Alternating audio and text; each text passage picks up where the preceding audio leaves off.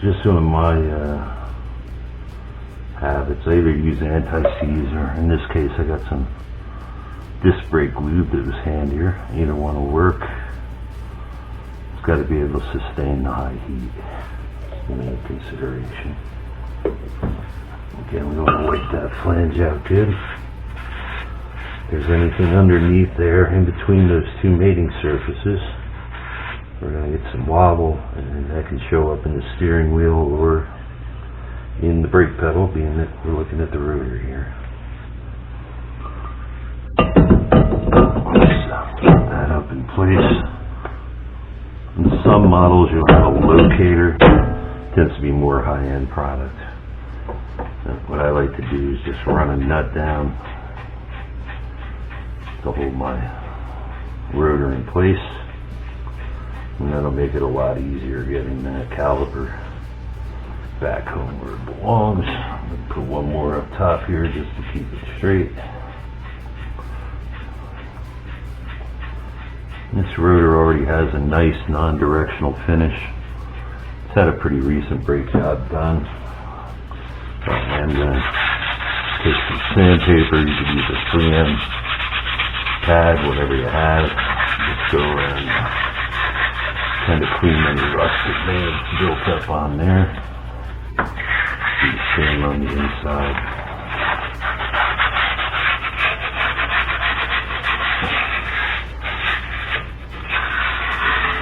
Just to give that a good start. And that way they'll made up good and come to a real happy friction arrangement. Alright, so before I put the caliper back in, I just want to clean up that rotor a little bit.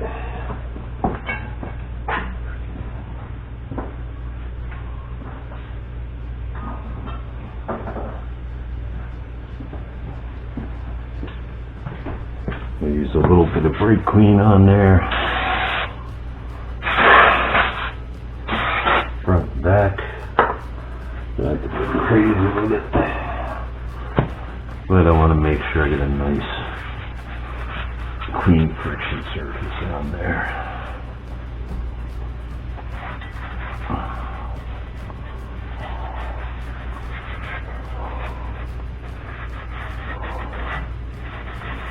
Get all that rust and dirt out of there.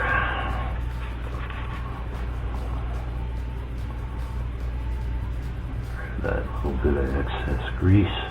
That'll fill that void though and prevents the rust from getting in there. That way next time we take it apart, shouldn't have much of a problem. This one was really rusted in place, although it's been done recently. The winters here out in Pennsylvania can be pretty severe.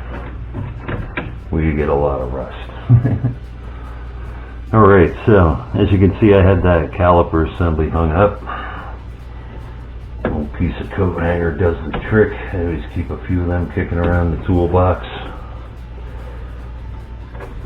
So we're going to unhang that rotor, caliper assembly, and get it up on the rotor. Look in there and make sure there's no debris. The pads are still in pretty good shape.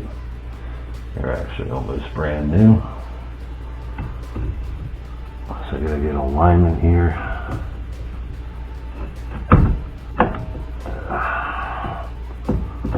It's been sitting a while, so I need to spread them just a bit.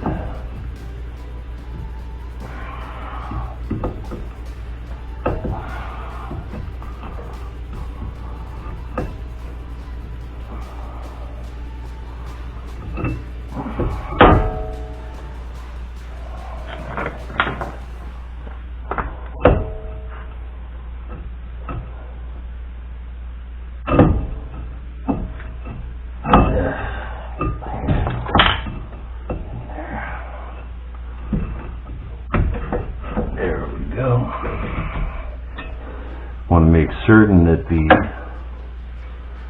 brake hose is straight. Common mistake I've seen people make, they'll put it on, they got that line flipped and it'll cause it to have a loop in it.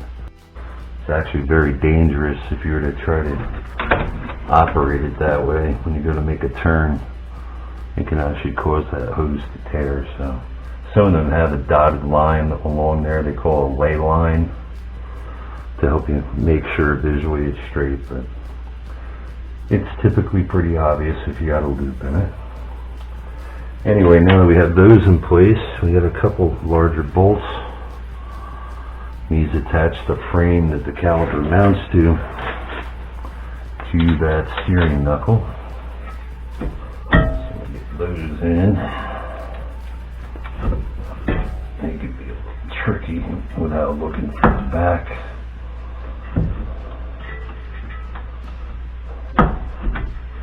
There we go. Got the top one in place there. We'll do the same with the bottom.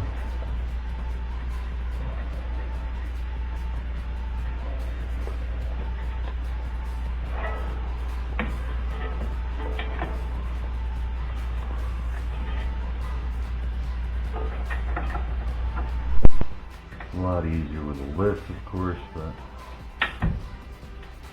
doing what we can do.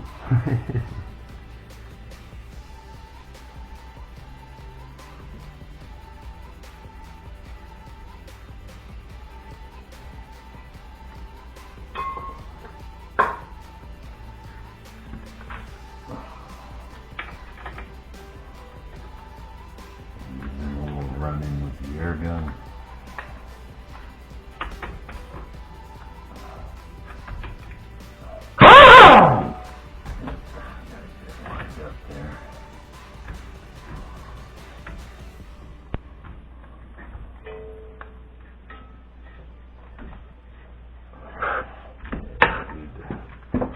Turn the wheel to get a little bit of clearance there. There we go. And I'm just using the air gun to run them in. I'm going to torque them up by hand.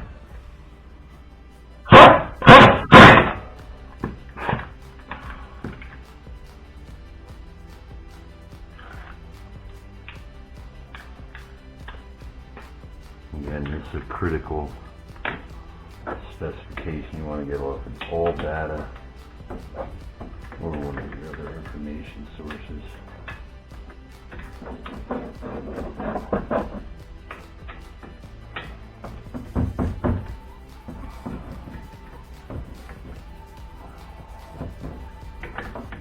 Turn that wheel a little more.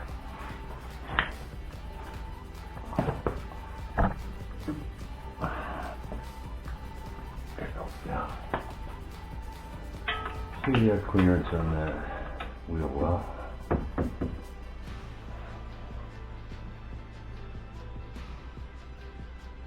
That's good. We'll do the same for the lower one.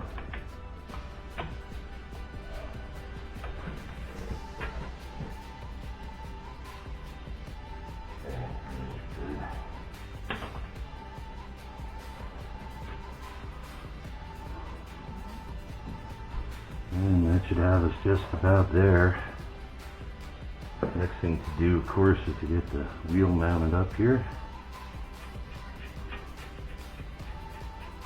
We get those lug nuts torqued. And then do a tightening on this CV shaft nut. And then that gets swedged in so that it won't move. And by swedging, I just know we're going to put a light center punch or a blunt chisel, and we're going to push that piece into the groove there so it can't loosen itself up going down the road.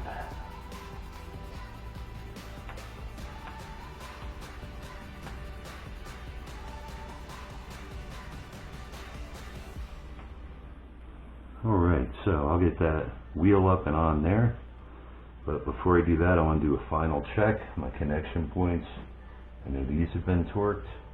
I know the lower ball joint's been torqued. I'm going to verify the connecting rod, tie rod end here. I have that torqued, and I have the cotter pin in place. Make sure that little bracket for the ABS is in the right spot it's holding. Some guys will put a tie strap around that, or a zip tie just to be sure. And I want to verify that everything's clear on that ABS sensor. Backing plate, I'll give it a little push. And just kind of move this. Make sure I don't hear any of that rub. That all seems good. Alright, so I'm going to move the camera, I'm going to get the wheel back on, and we'll be right back. Get them all snug so there's no play. And we'll lower down the car and torque in the final spec.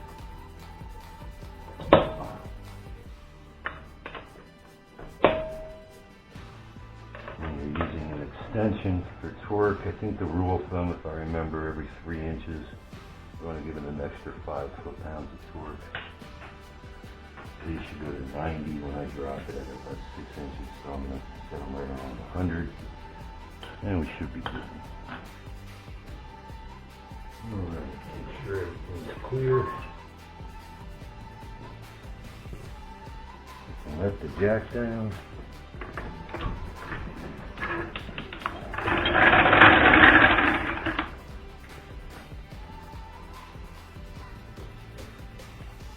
Final torque on these lug nuts.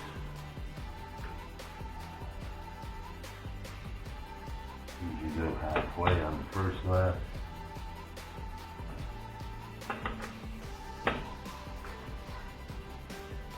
And then full torque on the second lap.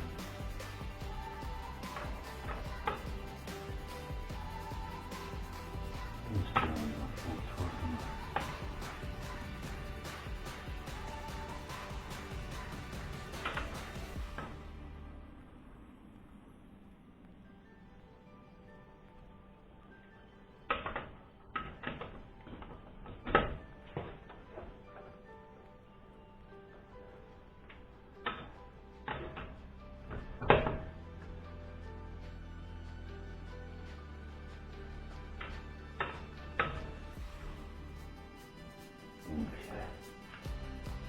So they're all at 100 now.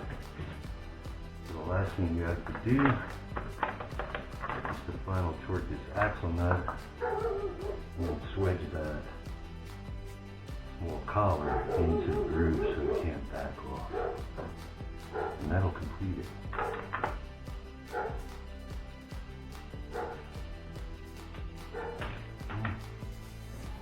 Car's in neutral, so I'm gonna put it here. Apply the parking brake. Because here we have to go, in this case, I believe this is 170.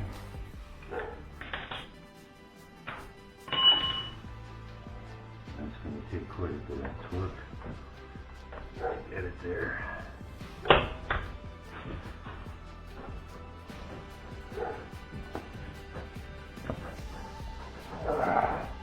Alright, that's all set. The final thing we need to do,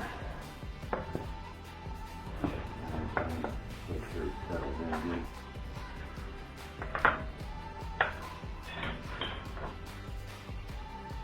Yep, that's good.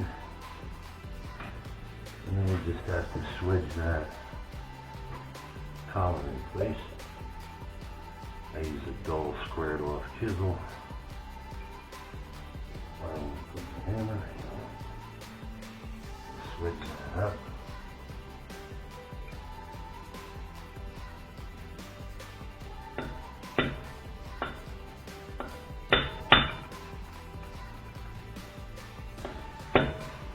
That's all we need to do to keep that from moving. And we should be good. Anyway, that'll complete our procedure on this 2002 Camry. Just got to throw the hubcap on and time for a test drive. Take care.